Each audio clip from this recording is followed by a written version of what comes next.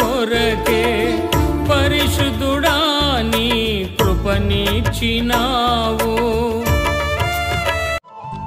పస్కా పండుగప్పుడు ఆయన తల్లిదండ్రులు ఏటేటా యెరూషలేమునకు వెళ్ళుచుండువారు. ఆయన 12 వాడై ఉన్నప్పుడు ఆ పండుగను ఆచరించుటకై వాడుక చొప్పున వారు యెరూషలేమునకు వెళ్ళిరి. ఆ దినములు తీరిన తరువాత వారు తిరిగి వెళ్ళుచుండగా బాలుడైన యేసు యెరూషలేములో నిలిచెను.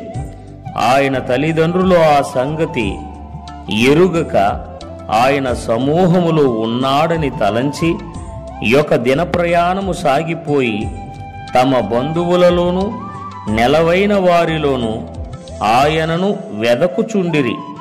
ఆయన కనబడనందున ఆయనను వెదకుచూ యెరూషలేమునకు తిరిగి వచ్చిరి.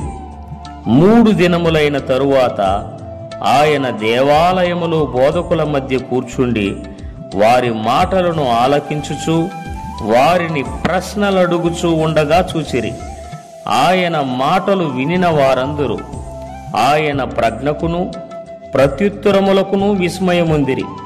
ఆయన తల్లిదండ్రులు ఆయనను చూచి మిక్కిలి ఆశ్చర్యపడిరి.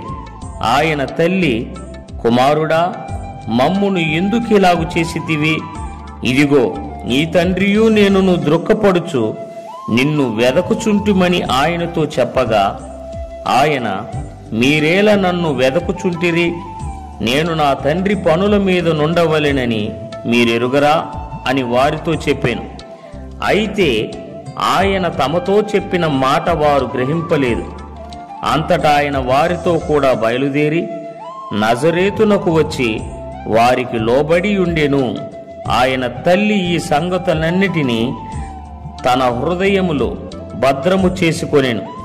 యేసు జ్ఞానమందును వయస్సునందును దేవుని దయయందును మనుష్యుల దయయందును వర్ధిల్లుచుండెను. నీ పరిచర్యను చేయుట కొరకే పరిశుద్ధుడా నీ కృపనిచ్చినావు.